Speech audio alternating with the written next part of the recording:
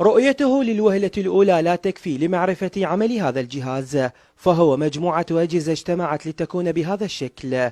اختراع قام بتصنيعه المخترع العراقي الشاب وسام، هذا الاسم الذي أصبح مشهورا في مدينة الرميثة بعد أن حلق بسمائها بطائرته التي صنعت في منزله.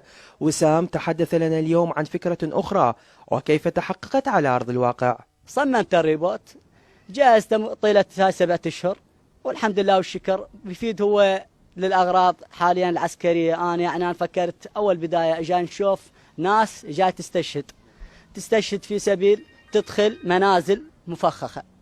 يعني هذا المنزل مفخخ، بدل ما يدخل جندي ندخل ريبوت يحمل سلاح ونفس الوقت يستطلع لو مفخخ لو مو مفخخ. ليش ندخل احنا جنود 10 جنود؟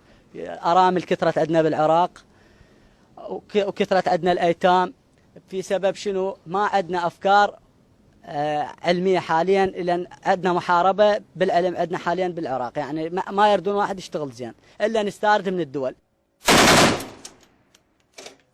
ويأمل هذا المخترع العراقي أن تقدم له أيادي الدعم لتطوير جهازه الذي يقول عنه بأنه من أهم الأجهزة المحلية التي صنعت لمقاتلة المجاميع الإرهابية. إذا كان توفر الدعم المالي أنا مستعد أنفذ ريبوتات عسكرية، ومستعدين ندرب عليها جنود ونخليها تقاتل بعناصر داعش الإرهابي. مستعدين، يعني أنا مستعد أنفذ هذا المشروع إذا كان أكو دعم موجود. ونناشد إحنا الدكتور حيدر العبادي يعني رئيس وزراء، ونناشد وزير داخلية إذا كان هم الاستطلاع بأمري، الرجل هو هم إنسان نزيه.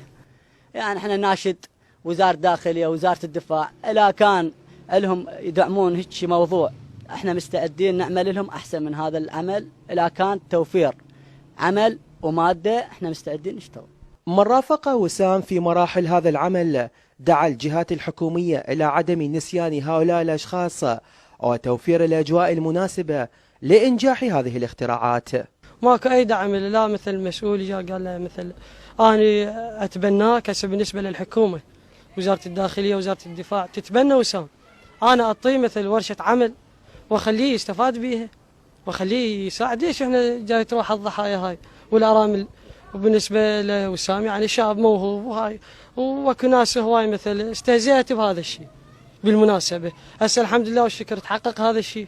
هنا وفي هذا المكان يقوم وسام بتحويل أفكاره إلى أعمال، لكن هذه الأعمال تحتاج إلى الرعاية والاهتمام بحسب قوله. لقناة بلاد الفضائية، علي حداد، المثنى.